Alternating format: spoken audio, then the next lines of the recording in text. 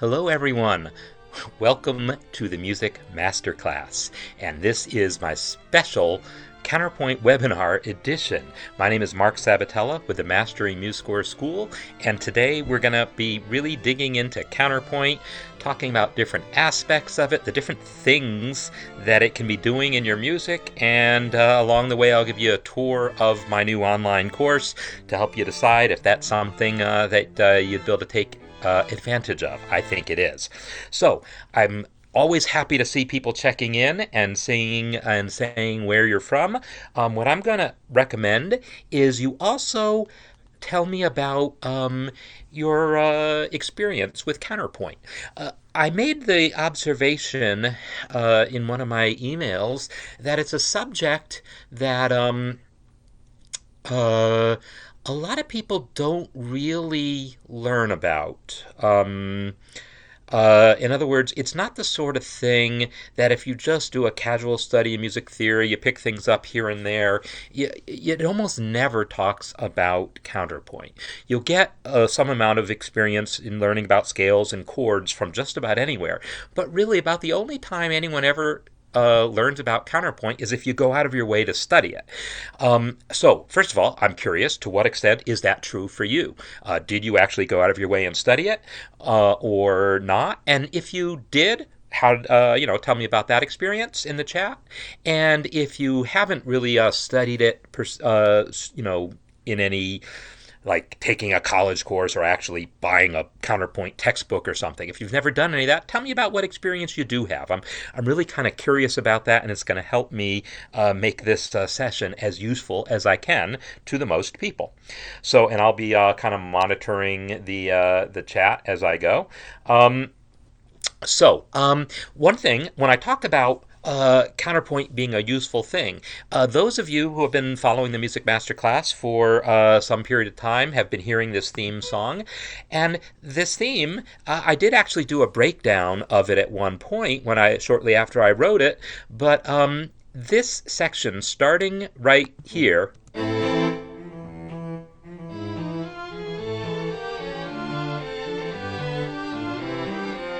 is in basically a canon form.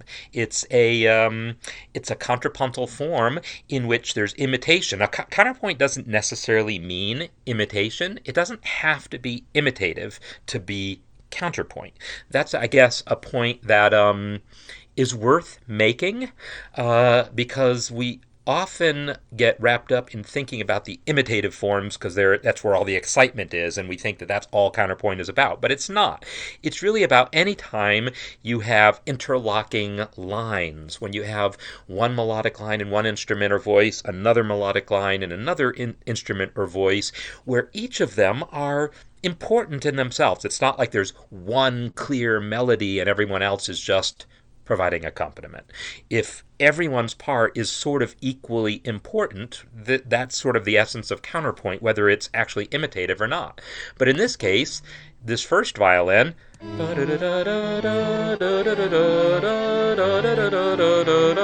now if we follow the second violin,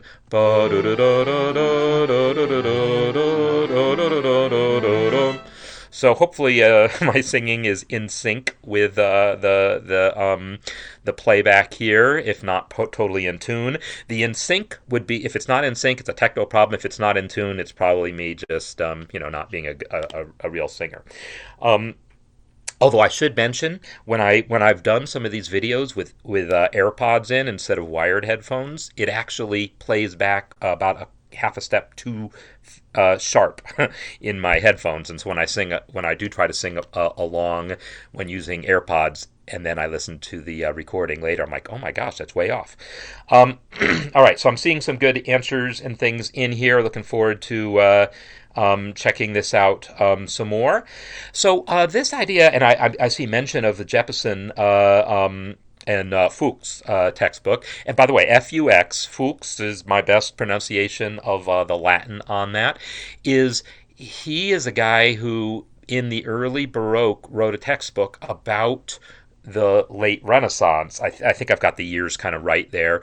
So he was talking about the Renaissance types of counterpoint that were going on for the benefit of people who maybe didn't grow up with it, but it was still kind of recent music for them. And so he was trying, it would be almost like if I was doing a course right now trying to explain how to write music like the Beatles or something. Um, so, and so that was a textbook that was really widely read back in the Baroque by a lot of people, and it continues to be widely referenced. And I reference it in my course as well. I'll talk about that as I go along. So I'm again just sort of scrolling through here. So I see RCM. Trevor, you're talking about RCM grade 10 counterpoint. So art Royal something. I assume that's a British thing. I'm sorry, I don't know all the different acronyms. The one I usually see is ABRSM or something like that. Associated Board, I don't even remember what all the acronyms stand for, where there's a very specific curriculum. And so I'm not as familiar with that. What I do know in the United States is we have what's called the advanced placement system, which is a way for high school students to get college credit. And it's got a very rigorous curriculum. And the AP Music Theory curriculum includes a little bit of counterpoint. And I guess that's what's typical. If you study music theory at a university or an AP curriculum, you get a little bit of counterpoint study. So coming back to my theme music here, an observation I'd make about this is I'm writing this basically in canon, and then a third voice comes in, right? The viola comes in. Right, it's the exact same theme being stated by three different voices in succession with overlap, while a bottom voice I can't sing well enough to make those jumps.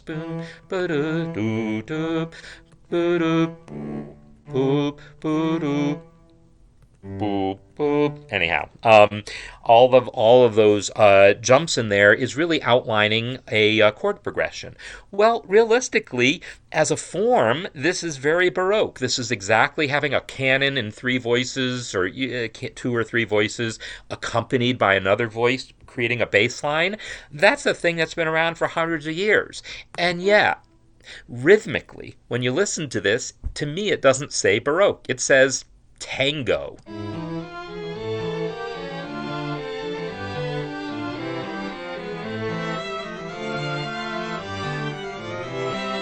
So anyhow, to me that says tango because rhythmically that bass line is kind of a tango-esque bass line.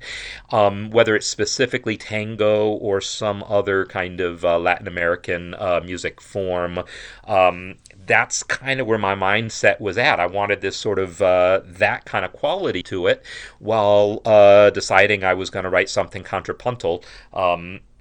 Just because I think I wrote this right when I was starting to think about putting a counterpoint course together. So I'm just doing a quick check. Royal College of Music. Okay, good. Just checking out some more things, and I see that's Canadian. All right. Leo Craft. And okay, so I'm not familiar with Leo Craft, but when you say gratis books, gratis ad Parnassum, steps to Parnassum are kind of, heaven or ecstasy, or I forget the exact translation, enlightenment. Is Fuchs's textbook. And so there's a translation by a guy named Alfred Mann that's pretty commonly used a lot because it was written in, man, I want to say it was written in Latin or something like that. I should remember, but I don't. But in any case, we are used to reading translations, and so I don't know if Leo Craft's book is just a translation or if it's got commentary. I've heard reference to it, but I've never seen it. So curious to know more about that. Okay, so this is the idea of my course. When I call my course Practical Counterpoint, one of the things that I kind of stress throughout, but it might be easier to lose sight of it if I don't continually come back and mention it, is everything that I talk about, even if the technique comes from the Renaissance, even if the technique comes from the Baroque, it doesn't mean it ceases to be of value today. The idea of a canon is just as valuable today as it was 400 years ago. And you can make a canon work for you in whatever kind of music you're doing, tango-esque kind of piece. Or, as you might have seen, one of my examples, I had a jazz canon where I took rhythm changes. I took the chord progression to I Got Rhythm and wrote this little canon. So you have the trumpet. 6 beats later, tenor sax comes in, etc. And it fits the chord progression. It uses little bits of dissonance that are maybe more typical of jazz than they are of Baroque music, but it's not inventing a whole new thing. It's taking the idea of a canon and applying it to jazz. So it's only 8 bars long. Let's hear this.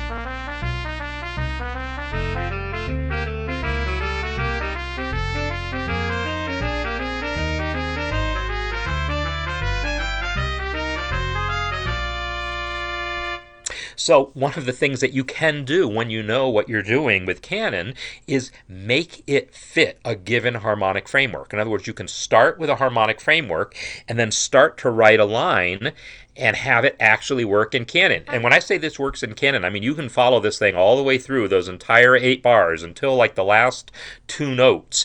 Every single passage you see, bum, boo, da, ba, bum. 6 bars later is ba boop ba ba ba, right? It's everything is repeated 6 beats. I said 6 bars. I meant 6 beats later. Every single phrase is repeated 6 beats later. It's the exact same. The tenor sax is playing exactly what the trumpet did 6 beats later. Why 6 beats? And why is the tenor coming in a fourth below the trumpet? It's actually an octave and a fourth because of. Actually, is it? I was thinking because of the transposition, it would be an octave below. Oh, yeah, it is. Okay, so this A is down here. That's right. So it's an A below middle C. So we're hearing that interval of the imitation not being at the unison but at the fourth. That's a really common thing, and it's common for a really good reason.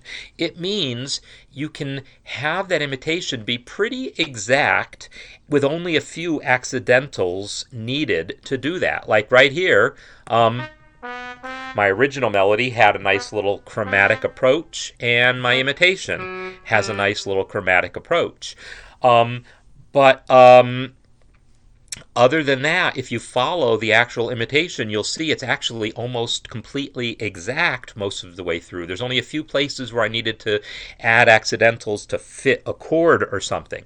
If you do imitation at some other interval, if you think about it, the key of D and the key of A, they're only one note different, right? The key of D has 2 sharps, the key of A has 3 sharps. So not that we're in D or in A, but the point is that transposition is only going to involve one note of difference. So a diatonic melody that starts on D, if I move it down a fourth, okay, so this is actually in the key of B flat. If I move it down a fourth, it's actually in the key of F. Well, that means there's only one note different. It means that there's notes, E flats in the key of B flat, but there will be E naturals in the key of F. And so those will be some of the places where I might need some adjustment.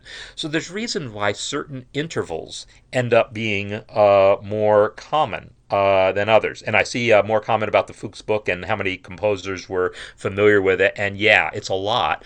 And it's really a really interesting book. And you can find it. You can find excerpts of the Alfred Mann translation online. I think if you're on Scribd, I don't even know if that's how you say it, you can get the entire text online. Probably there's illegal ways of doing it too.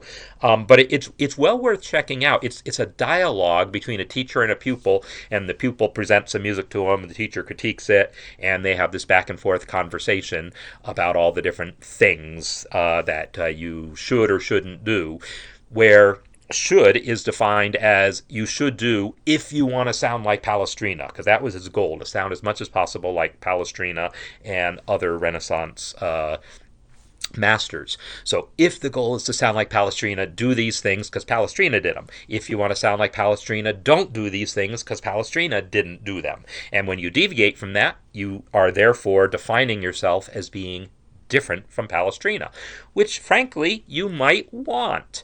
So like some of the things that are in this canon here are not what Palestrina would have done. In fact, right off the bat, the interval between that E flat and that A, what is that? That's a tritone.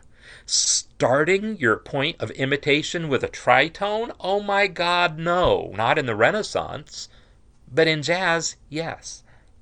So, this is a really good example of the principle that says the rule the rules don't tell you what to do. They don't tell you what to do or what not to do. It tells you how to achieve an effect. If you want to achieve the effect of sounding like Palestrina, you do what he did, don't do what he didn't do. But if you want to sound like jazz, you got to do what jazz people do and don't do what they don't do.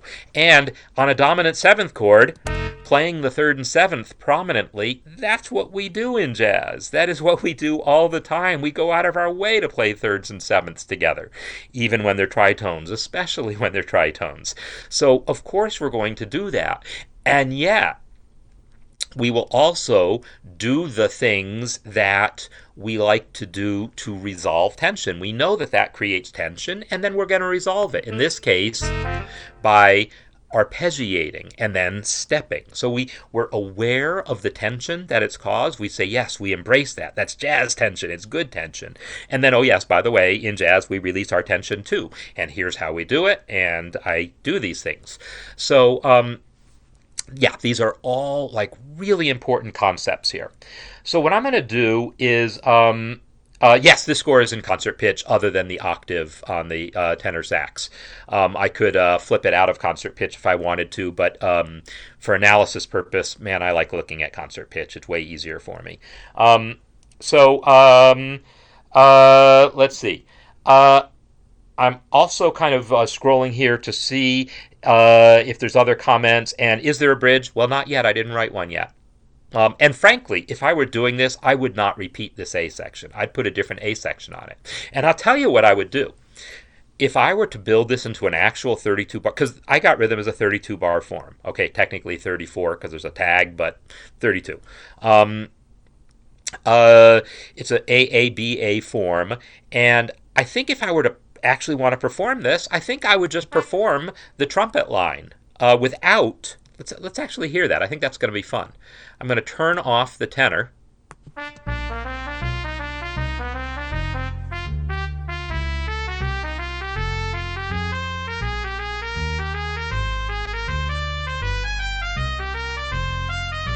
And then at that point, I would repeat it. Right, for the second A section, repeat it that way. So I'd probably use different instruments so that the same person who played that final D in this octave doesn't have to then continue with the second A section. I'd arrange it so that it was a different instrument coming in. So that I think I would use this as the second A section and then do something different for the bridge. And then for the third A section, I don't know, maybe I would bring back the canon. Maybe I'd try to write a different canon. I don't know. I actually have this as an exercise in the course. I start writing a piece. It's not this one. I started writing a different canon on the same chord progression and then ask you to finish it. So that's something I do a lot in my course, is do a demonstration where I start composing something live and then stop partway through and say, here, I want you to finish this. I want you to first go back and maybe correct any mistakes that I made, because I make mistakes. I then go back and look at them and fix them. And I even identify some of those for you. So let me actually hop over to the course itself and just show you a little hint of that sort of thing. Let's see. One of the ones that I would show you is the demonstration. Well, I can just show you the rhythm section canon demonstration. So it's right over here, exercise accompanied canon. I think that's the one. Maybe it's not actually, because I think it might be this one, canon over fixed bass. But whatever, you'll get the picture of what these demonstrations look like. And I apologize, as always, for the slowness of my system. Oh, that's the analysis. I actually want the demonstration, so sorry. Um, uh, so this is my demonstration here where you see it's like a half an hour long, and it's a different canon because I've got it right here, the canon that I actually produce in the demonstration.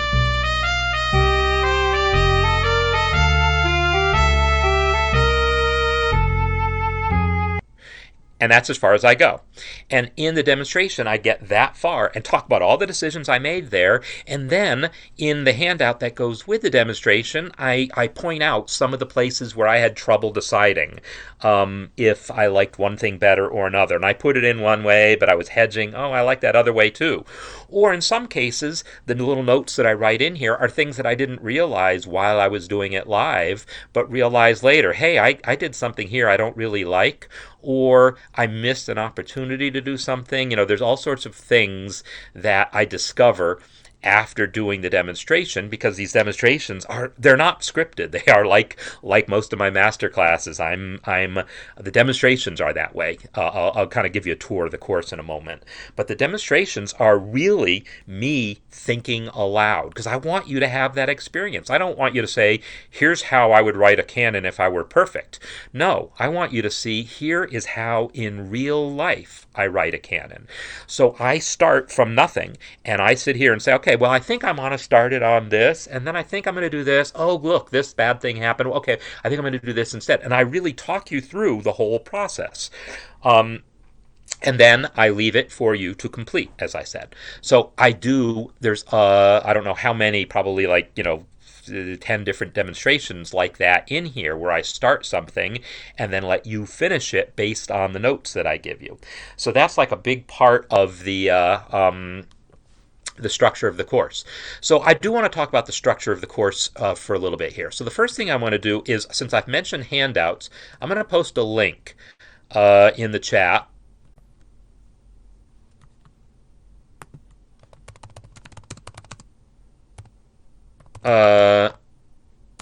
This is a link to my handouts on MuseScore.com, and what it really is the page of all my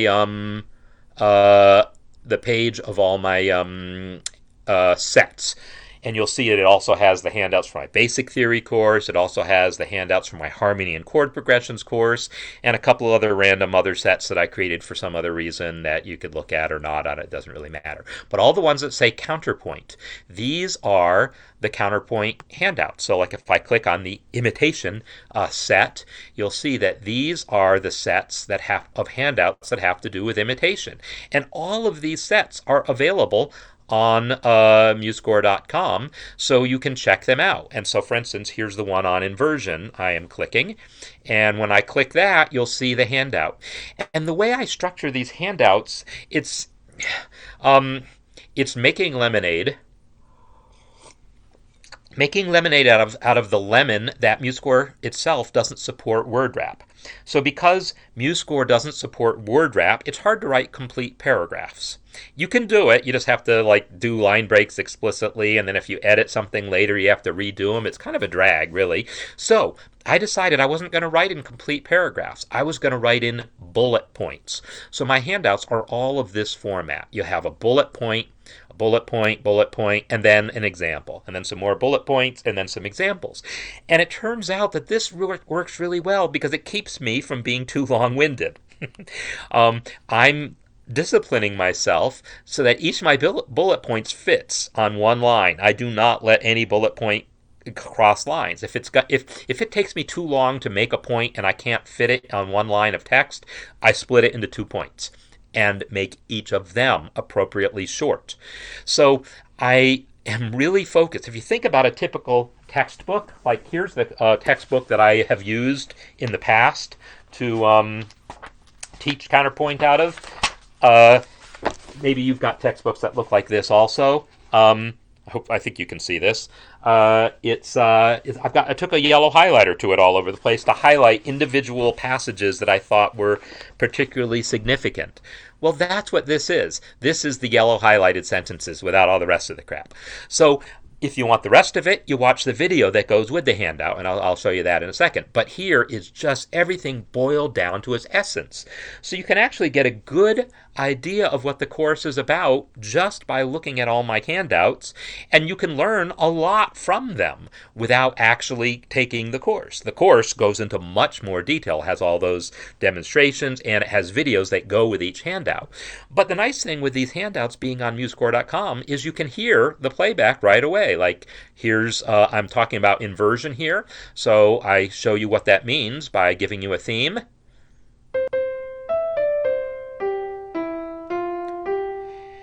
And then I give you the inversion of that theme.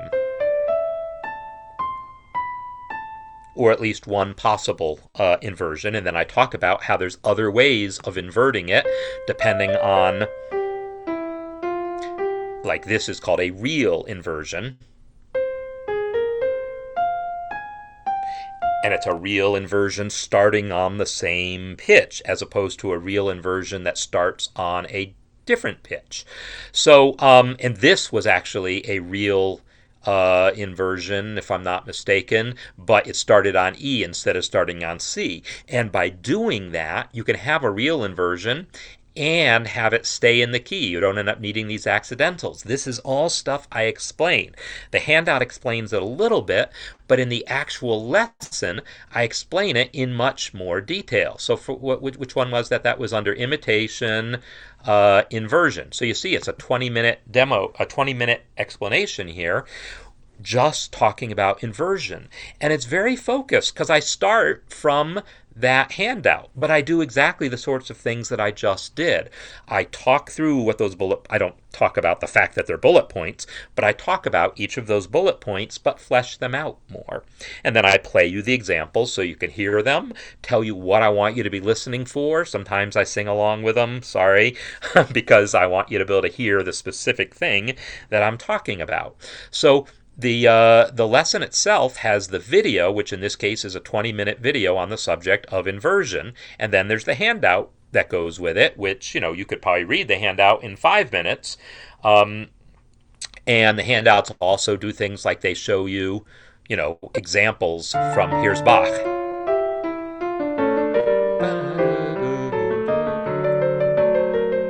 So in that example, I sit there and I play it through and I point out where that inversion is so that you can understand how that all works. So it's really very in-depth on each subject. And that when I say each subject, well, let's look at what each subject is. Because the question comes up, well, what is counterpoint anyhow? What does it mean? I gave a brief definition at the beginning of the session. I said it's when you have multiple melodic lines that are kind of equally important. Nutshell definition, that will work as well as any. Equally important and therefore are independent in some way. You know, they each have their own rhythm. That's usually the first thing we think about when we think about what makes them independent, is having different rhythms, not just the same rhythm in parallel motion or contrary motion even, but actual different rhythms. Well, that's actually the very first lesson. I talk about the different kinds of texture and talk about how I know this came up recently in the community. By the way, I saw someone mention Discord. I have my community, so by all means, go to community. Let me just post that into the chat. Actually, community.masteringmusescore.com. For anyone who hasn't been there, it's an amazing free resource that I've created that is basically, it's like Discord and then some. So it is a place where you can share music and talk about it, and I've got it all divided up in different sections, all sorts of different stuff in there. Great discussions going on there. I opened this up a couple months ago, maybe 3 months ago. So yeah, let's. This texture lesson is the very first lesson, and in it, you can see in the handout, I talk about the different textures. In fact, let me just play the examples here because they're kind of fun. This is, I have to tell you, I had so much fun putting this course together because I got to write little examples. So, for instance, I want to talk about the difference between a monophonic texture, a homorhythmic texture, and a polyphonic texture, or a homophonic, all the different textures. I want to do it, but I want to do it with the same melody. Now, is there any existing music that does that? No. When I can use existing music for my examples, I totally do. You saw me use that Bach. But here, I couldn't. So, because there really isn't existing music. So I made up a little melody, and here it is, monophonic, all instruments together.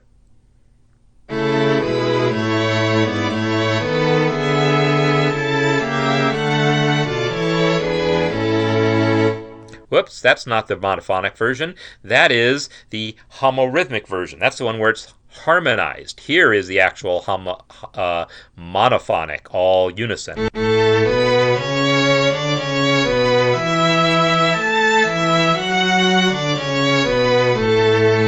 Right, so that's what it sounds like with all the instruments having the same notes.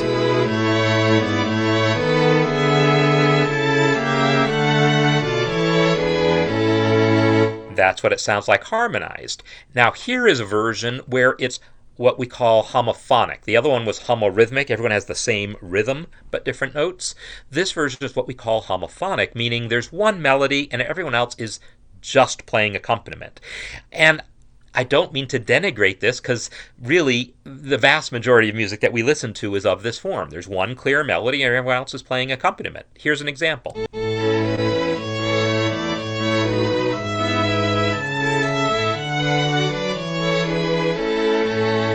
Right? So there's the clear melody and everyone else is just bum bum bum bum bum bum bum bum bum bum bum bum bum bum bum. They're just accompanying by playing the chords. You do that as interestingly as you want. In jazz, we often do something that's a little more contrapuntal, a little more interactive, but it's still background behind a melody most of the time. But then if you want it to be truly contrapuntal, you let every part have its own independent rhythm. And so here's my example of that.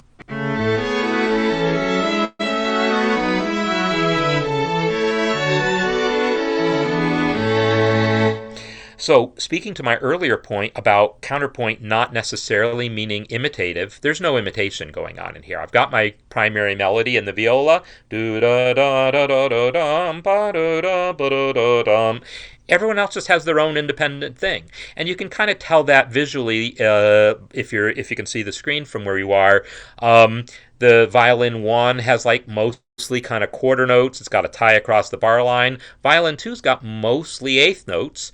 Cello also has mostly eighth notes, so you might have to look at it to decide is it imitating something else, but it'll only take you a few moments to realize that no, it is not. There's a little contrary motion here where the violin 2 is going up and cello is going down. That's a way of creating independence even when two instruments have the same rhythm, if you let them move in different directions, contrary motion.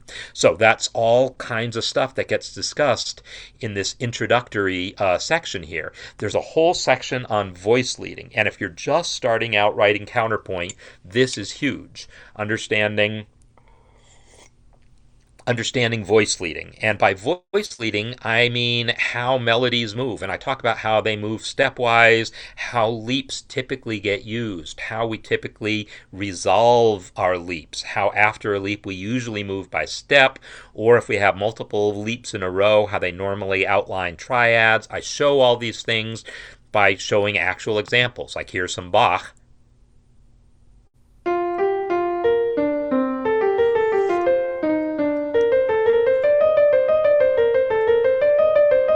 Right? And so in the handout, I give it to you. I talk about what it is. In the video, again, it's like 20 minutes of me talking about voice leading. I talk about that subject in more detail. I talk about little tricks like how composers in dealing with harmonic minor often would do this little thing that Haydn does here.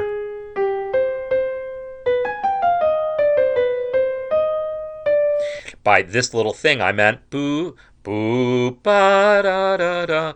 That boo, bam, that big leap up from B natural to A flat accomplishes a couple things. It avoids that weird gap in the harmonic minor scale, right? ba da da dum ba, that B A flat, B A flat, that weird gap in the harmonic minor scale. Most composers think of that as being awkward, especially if you have to sing it.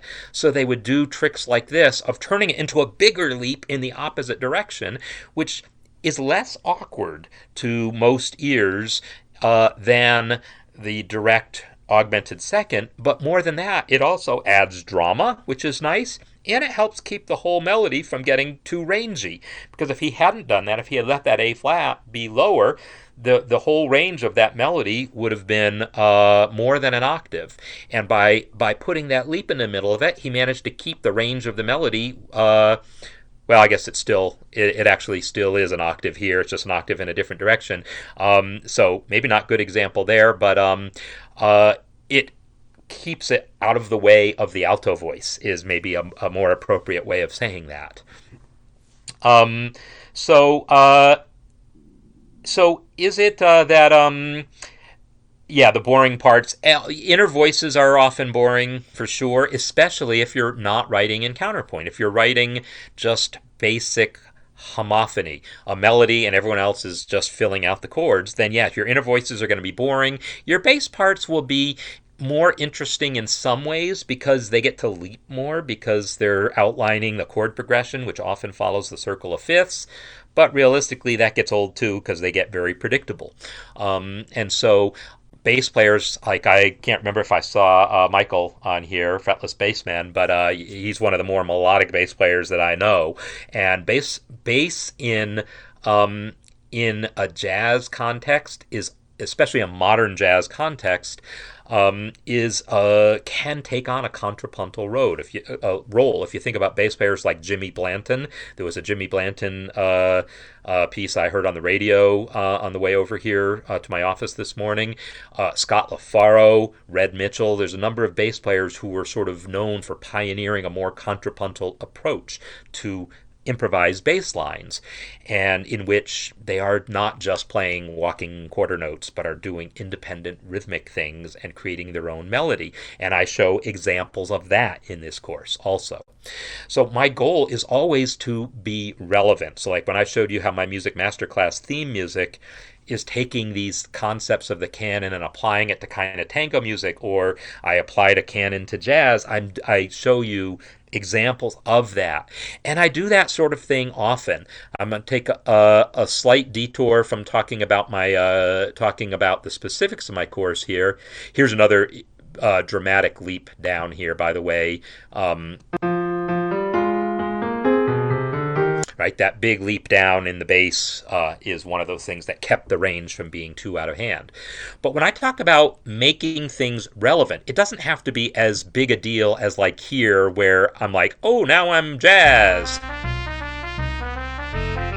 Right? Okay, that's jazz, right? But it can be subtler than that. You don't have to just say, okay, I'm going to go 100% into the jazz world. Some of you have already heard before the motet that I constructed, and this is another one of the pieces that I started as a demonstration. So you get to see this full-on demonstration of me composing this piece, getting halfway through it, less than halfway, probably about a third of the way through it, and then asking you to complete it, but giving you some notes that say, here are some things that I did that I didn't really like in my demonstration, and then I follow it up with another demonstration where I show you how I finished it and how I corrected those things myself, but I'll let you take your own crack at it. So in this piece, let me just play you the opening of it here.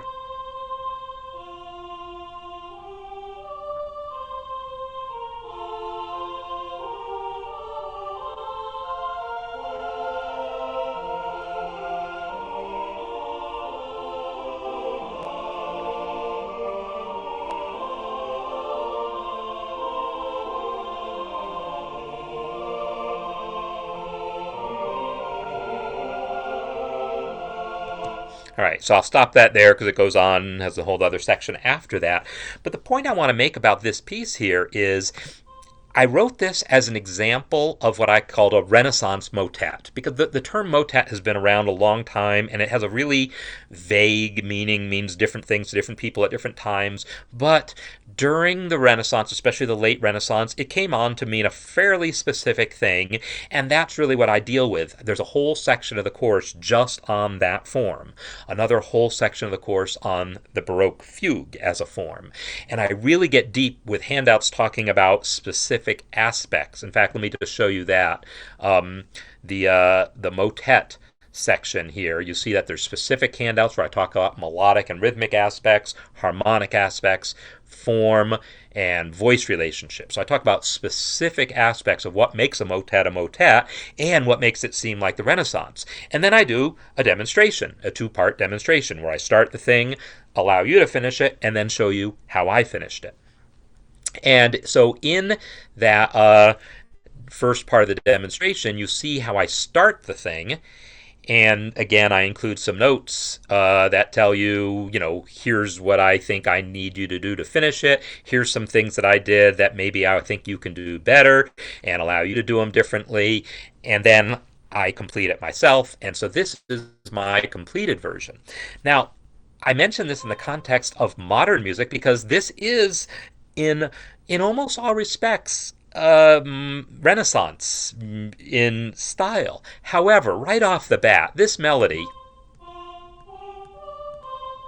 that is not a Renaissance type of melody. Well, for one thing, it was written in this century, or earlier, it was written in the last 25 years or so by John Rutter. Not exactly, but it was like, Pie Jesu Domine, right? It's part of his Pie Jesu from his Requiem, and I love that piece. I played it in one of my earlier master classes, and decided if I was going to write a motet and wanted to use a meaningful religious text, I was going to pick that one. So I did, but I changed it around a little bit because the original, first of all, is in 3/4, and it's eighth notes. Pie Jesu. Oh, Jesu. I'm pronouncing Spanish rather than Latin. Pie Jesu. So it's eighth, quarter. But there's something about that balance of short, long. If you look at enough Renaissance motets, you realize that doesn't feel like how most of them start. Most of them start with long note values and then work their way shorter.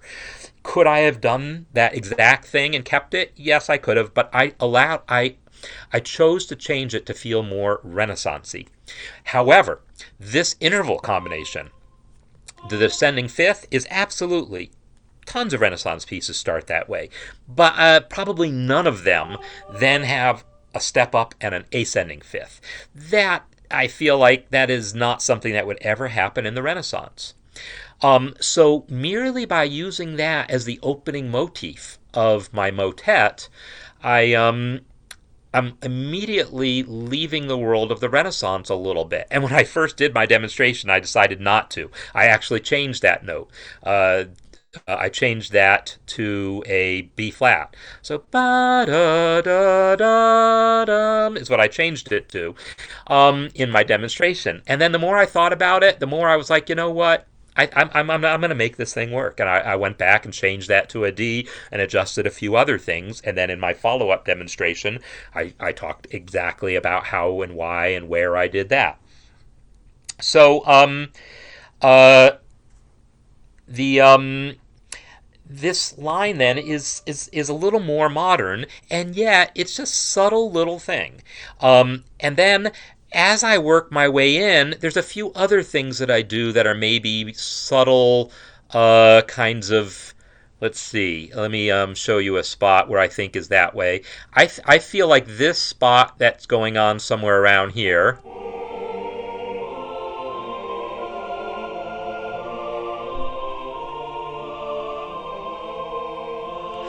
feels more homorhythmic a little bit. It feels more, or not homorhythmic, but homophonic. In other words, I feel like even though there's a lot of imitation going on in here, there totally is.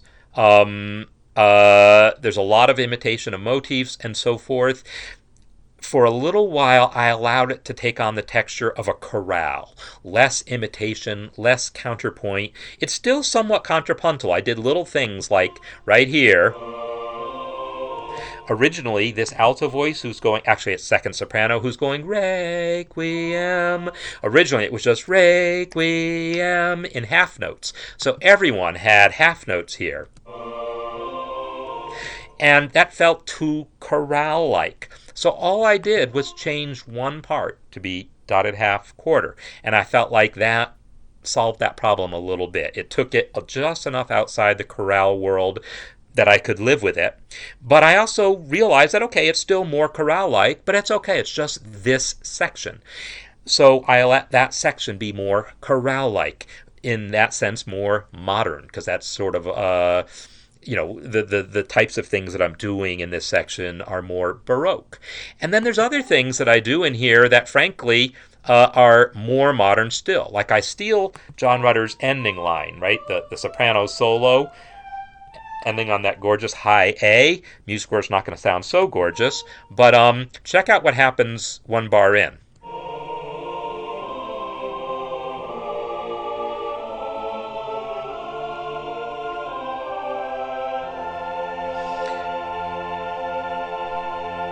So when I say one bar in, I mean this chord. That chord, that G sharp, that accidental there, it's not like in the Renaissance you never had accidentals. You did. They existed for specific reasons, and I talk about that in the course. I talk about that at some length in the lessons on the harmonic language and the melodic and rhythmic language. I talk about how the accidentals get used. But this particular sonority, some of you might recognize, is an augmented sixth chord, which is a sound that jazz musicians know also as a tritone substitution. And really, that sound is not a Renaissance type of sound. I introduced it not because I was dying to make it sound more modern, but for voice leading reasons.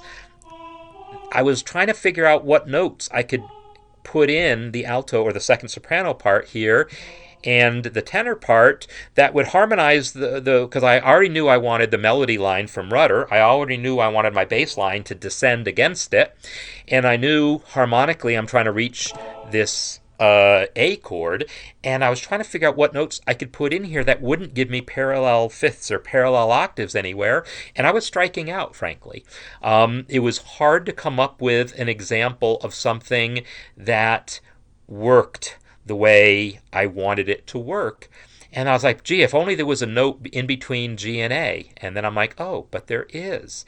And I know that note, G sharp, and I know that note is going to give me that augmented sixth chord sound. And I have to believe that's exactly how augmented sixth chords were invented.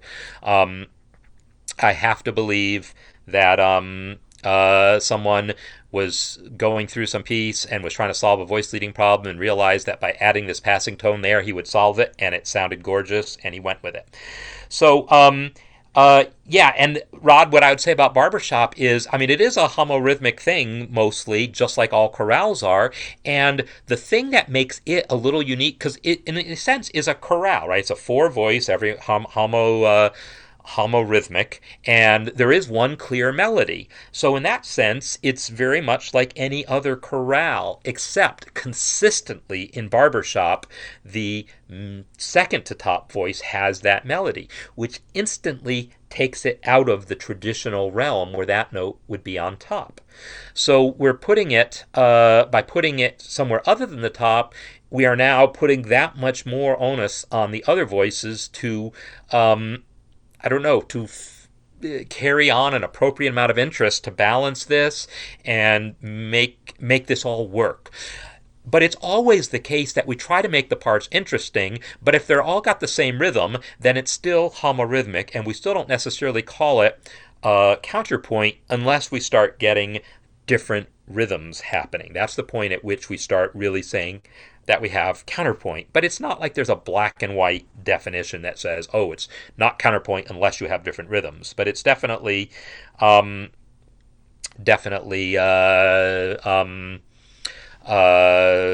that you can expect. I lost my train of thought there because I'm looking at the comments and I see something about Jeppesen, and I'm guessing he's talking about my perfect fifths. Larger skips have to precede smaller skips or steps ascending. Yeah, so I assume you're talking about my initial thing here and how this feels not Renaissance-y. And yeah, if that's what you're talking about, yeah, and I agree. But I chose to do it anyhow because I don't have to write Renaissance music. I just want to use Renaissance ideas and make my music. And that is my point of what really the whole course is about. Going back to the course, then, what you'll see is there's that whole introductory section where I talk about voice leading. I talk about consonance and dissonance, so you make sure you understand which intervals are considered dissonant. And then I talk about the counterpoint in two parts. And there's a couple important things to know here. This is the part that is going to be the most directly related to Fuchs's teaching. And there's the term species counterpoint that I'm going to get to in a moment. But before I talk about that, there's this whole idea of parallel octaves and parallel fifths. And you always hear about that in any theory course, about how they're not good to have those things. And I talk about that, but I try to put it into context. Like, for instance, here we have parallel thirds.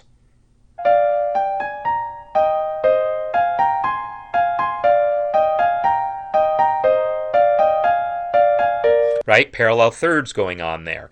But parallel octaves are a thing. Listen to this little bit of Beethoven, and then I want to make it an important distinction.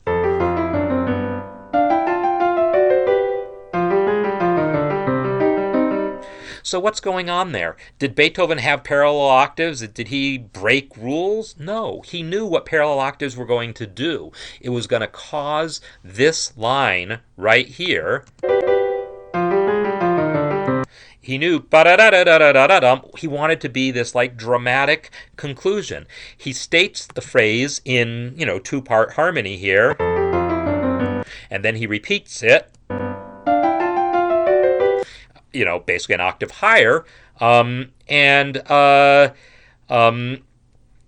he does that, but then he says, I want to state it again, but this time I don't want the harmony. I want the added weight and drama of bringing the parts together. So he doubles that line in octaves.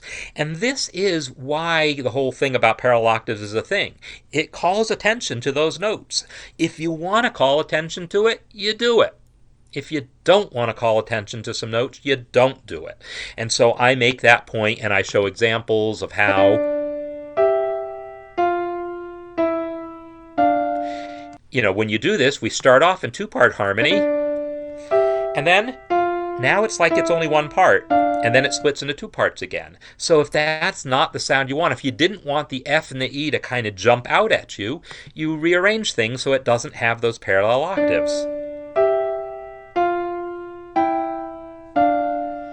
And so you change one of the parts, whether it's the top part or the bottom part, doesn't matter, depends on which part you want to keep.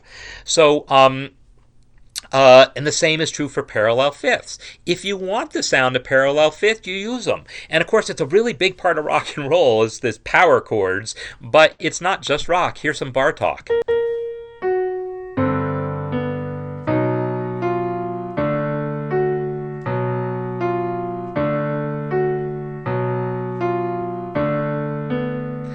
That passage is all about those parallel fifths in the left hand. The passage wouldn't have sounded remotely like that without them. It created a sound he wanted, so he used them. But in other contexts, you probably don't want them. So here's an example where there's a parallel fifth, and for a moment, it has that kind of rawness of the Bartók. Just there. That ba-ba-dum.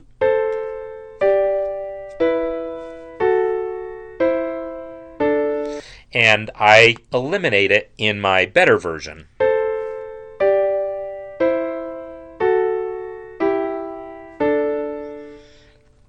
So, and I explain, what's going. So, sorry, I explain what's going on there, and all the different places where there's some parallel things.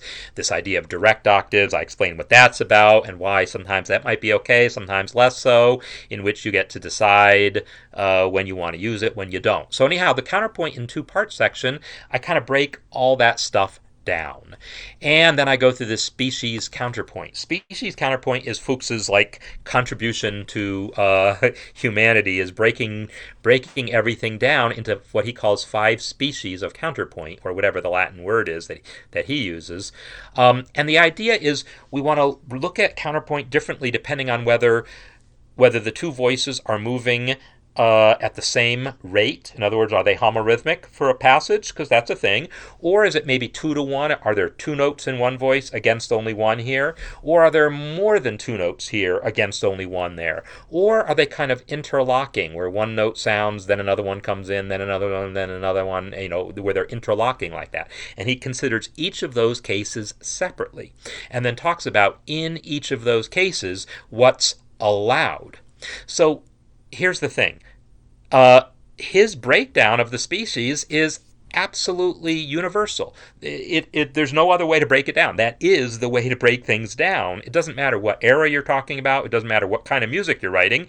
If you've got 2 voices, they either have the same rhythm, or one of them has 2 notes against the other's one, or one of them has more than 2 notes against the other's one, or they're overlapping, or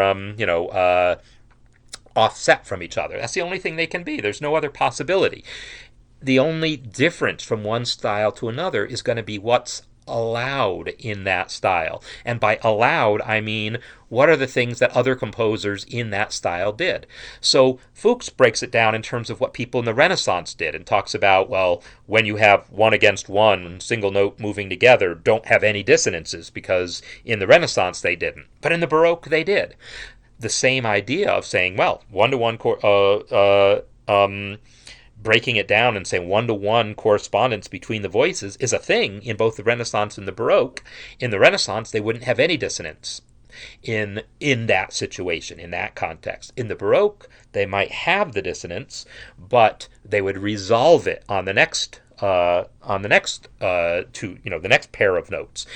And then when you get into Bela Bartok, maybe you're going to have 2 dissonances in a row, and so you can talk about that. Or in jazz, you would have dissonance if it's there would be certain dissonances you would accept more than others. We're happy with that tritone between the 3rd and 7th of a chord. We're much less happy with the dissonance that exists between the 3rd and the 4th of a chord. There's other dissonances like that we don't recommend in jazz.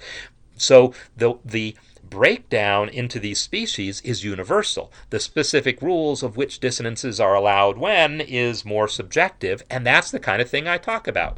So I show how, for instance, in the Renaissance, this particular pattern of what we call cambiata is a thing that gets used as a way of resolving dissonance by multiple little leap within it. I show what that's about, but then I show how in Bach he's doing a lot more.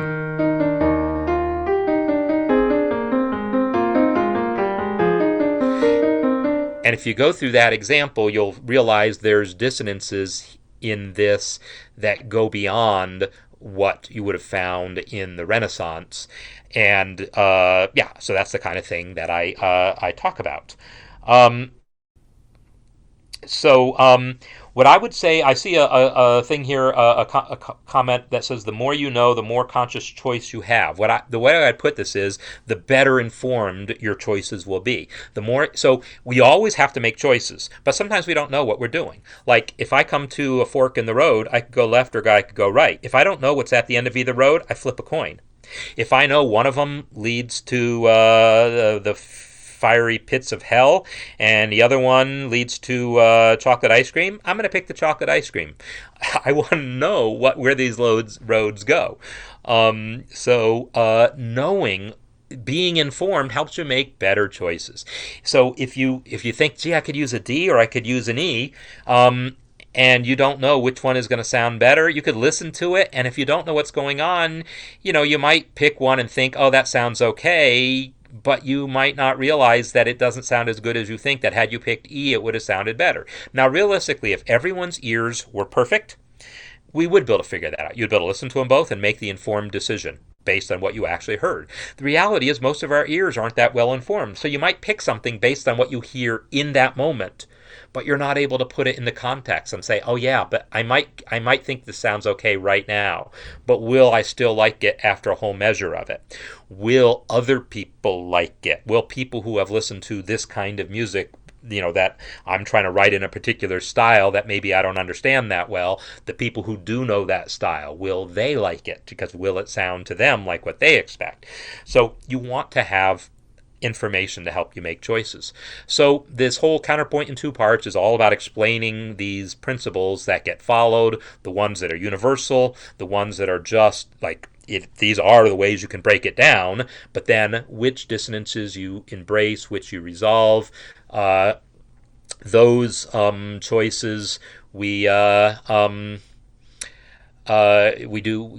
the style of the piece determine those choices. And so I talk about that. Then I talk about extending this into three parts. And there's some really interesting things that happen when you deal with three parts, because in three parts, now we can have chords, we can have triads. We couldn't have triads before, right? With only two voices, you can imply them, but you can't have them. And so in this section, I talk about, hey, it looks like I did something weird in my...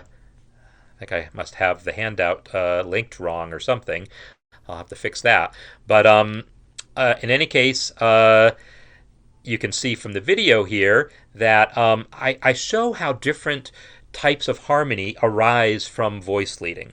In other words, secondary dominants are a thing that even if you didn't know about harmony, but you only knew voice leading, you could figure out secondary dominants. And that's exactly how it happened historically. That's how harmony got developed, was by doing interesting voice leading and then putting names to it that eventually became harmonic terms like secondary dominant. So even if you don't have a super well-developed harmonic sense already, this course will help with that. It'll help give you that sense. Now, definitely studying harmony separately is useful. And then I go into all the stuff about imitation, and I talk about writing a canon. And I got to show you the specific exercise. It's not even an exercise. It's actually a handout that I talk about in some detail here, where this is not one of those real-time demos where I'm winging it. This is one where I have a plan, and I follow that plan. And the plan, you can see it step by step. I start with a single note in the leader and a single follower where I've decided, so this is a canon, meaning that second voice is going to do everything the leader did, but a measure later. In this case, could be 6 beats, could be whatever. In this case, it's a measure later, and in this case, it's a fourth above. I talk about why I picked those. And then I go through step by step how I'm choosing the intervals, how I'm developing it from there, how I'm filling out a structure. And you might look at this and say, hey, this isn't a very interesting canon. It's just whole notes.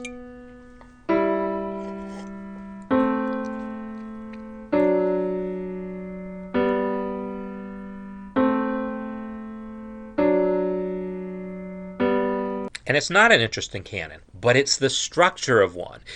When we have it at this level is when we can look at the harmonic structure and get things we want to happen, like 6 going to 2, going to 5, going to 1. Again, 2 going to 5, going to 1. We can make these things happen.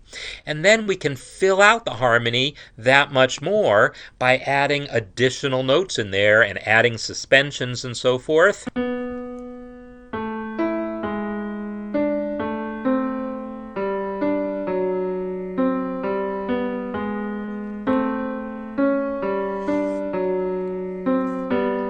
So the idea is I started with those whole notes, and all I've done is I've added one additional note in every measure.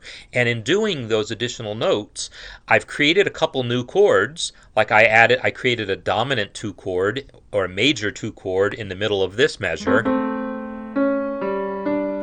Right? I created that major dominant 2 chord, but I also created all those suspensions. I created a 6 chord in the middle of this measure. Instead of just a whole measure of 1, I now have a measure of 1 and then a 6. Or at least the implication of a 6. I don't have a bass voice yet. So I go through this whole process step by step, and then when you're all done, we have something that actually sounds like it resembles music.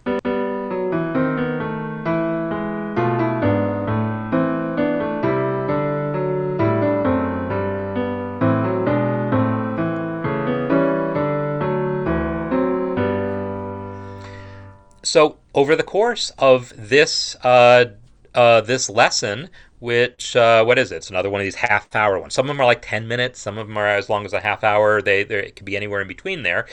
But you over the course of that time, you see me build that entire canon step by step and explaining how to do this. So yeah, I see discussion about live sessions. I'm using the masterclass as my live session. So basically, you can expect to see me using some of the masterclass time to go over some of the student submissions, some of the exercises that get submitted.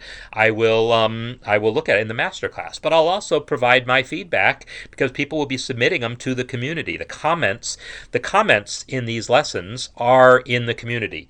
So here's you can see where it says discussion, and there's some discussion underneath. This is my community site, and so all the stuff that's in here is all goes directly to the community site, and so I can be commenting. People can be commenting on each other's stuff. Here's Dean's example of a canon that he wrote based on that assignment.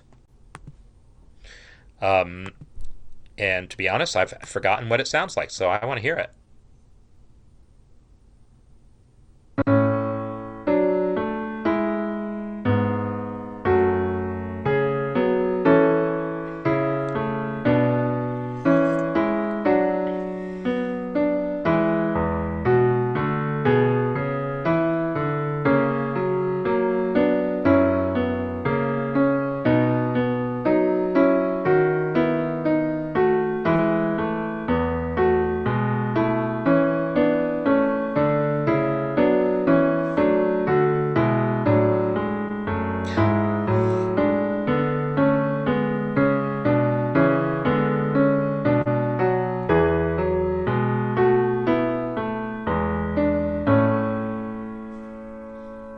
Yeah, Dean. So I'm remembering it now. See, the thing is, I wasn't remembering it at first, but as soon as I got to this passage here,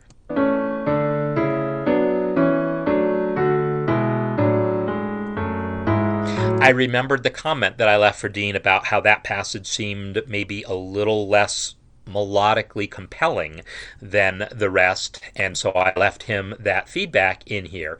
And what I would say is, I don't have a formalized mechanism for submitting assignments. I will at some point think about creating a cohort situation where people can get in a situation where everyone's going through the course together and we have a organized system providing feedback. But what I'm going to just do is I'm going to provide the feedback that I see fit and encourage everyone as you submit assignments to comment on other people's, and that way we'll all be getting feedback on each other's on our work and learning by giving feedback to other people. So in any case, canon, I go through a lot of detail. That's just one lesson. There's a lot more where I set up talking about all the different types of imitation and go through other examples like where I create that rhythm changes canon.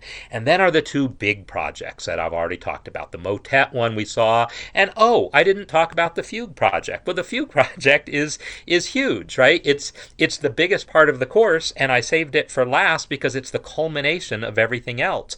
But yes, by the end of the piece, by the end of the course, you are going to write a fugue. And I have a whole series of lectures talking about the different aspects of a fugue and Baroque music in general, the melodic language, harmonic language, the use of dissonance, the form. I go into detail on the subject and the answer and the counter subject. Each of these are 10, 15-minute lectures complete with a handout and, demonstrations, and you can listen to the examples and all that. And then I do a demonstration of an entire fugue, and it's broken up into 4 parts because I write part of it, leave some for you as an exercise, and then I take it to the next level, leave the rest for you as an exercise, then I take it to the next level, and so on. And by the time it's done, you'll have a complete fugue. You can either do it by completing mine in all these different sections, but then I'll say, all right, now I need you to start over and create your own from scratch. And so that's kind of the culmination, because writing a fugue kind of brings together all the different techniques that we've talked about.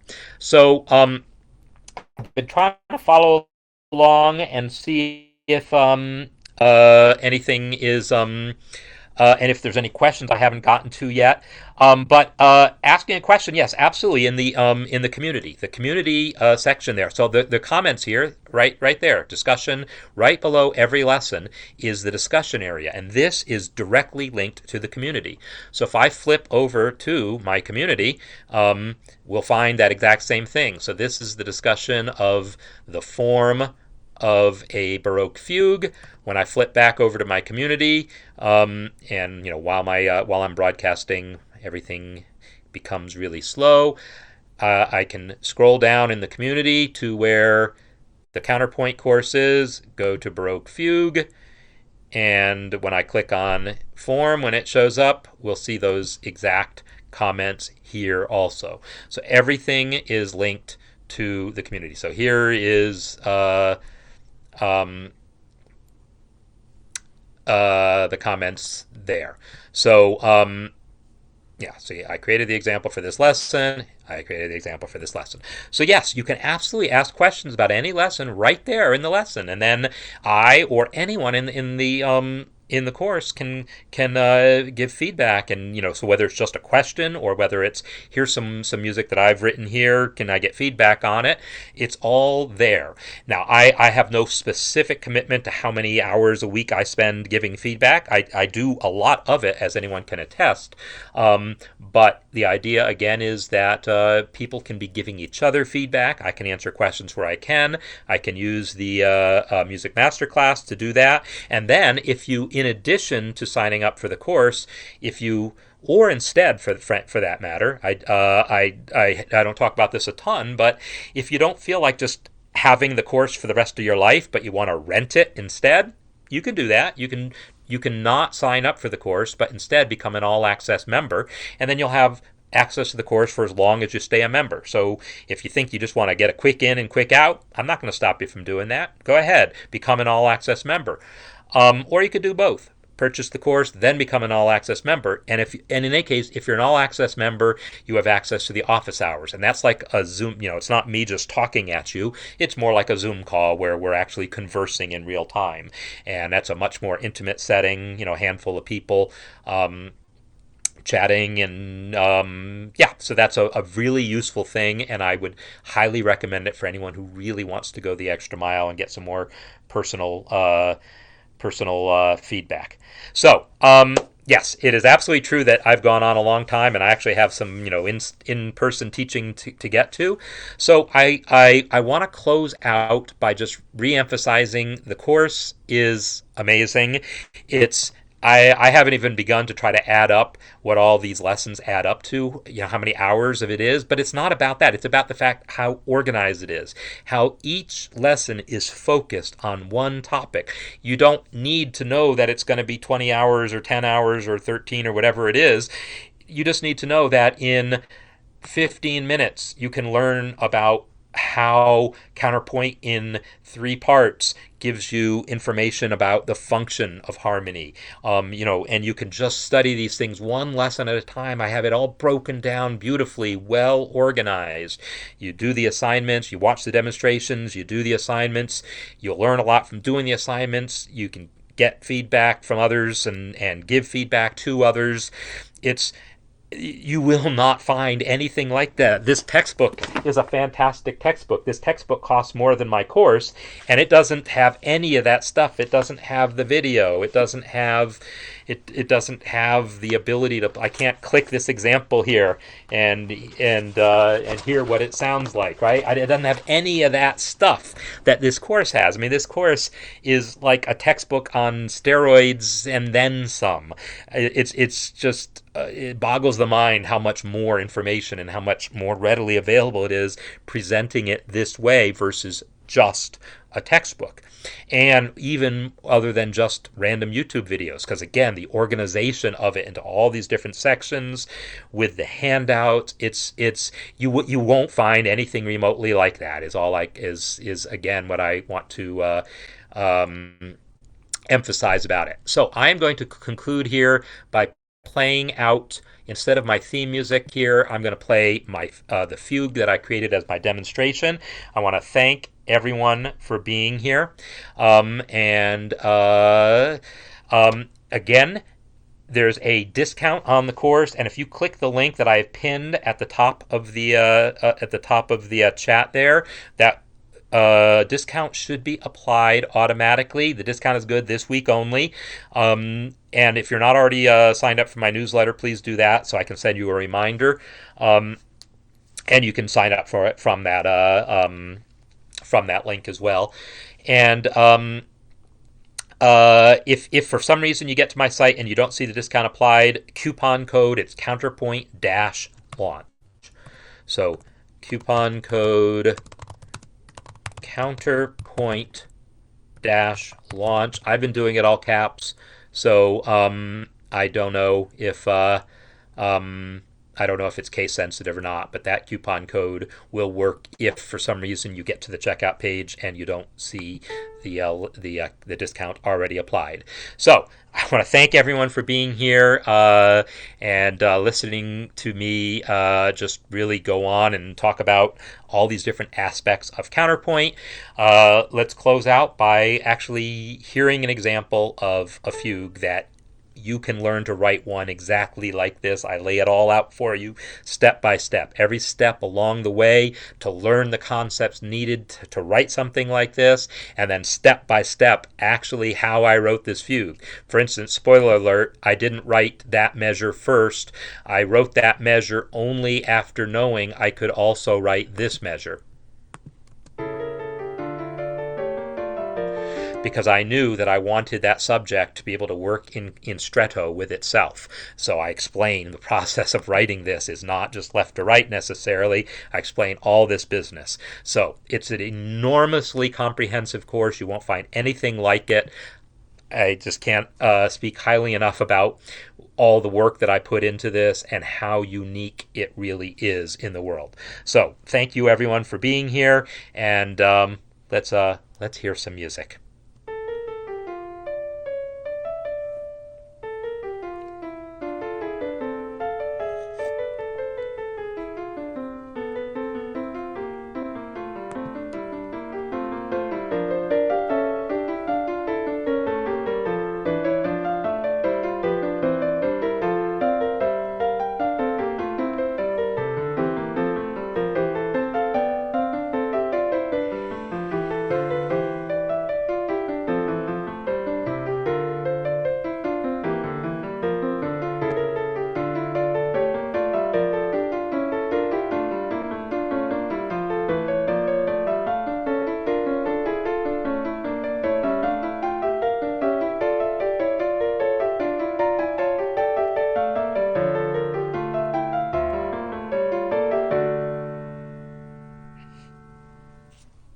So again, thank you all for being here, and I look forward to seeing some of the music that I know some of you are in the course already, and some of you may just be joining it, and you'll be starting to write some music following this, and I really look forward to checking some of it out and hearing all the music that you all create and seeing what a difference that this is going to start making for you.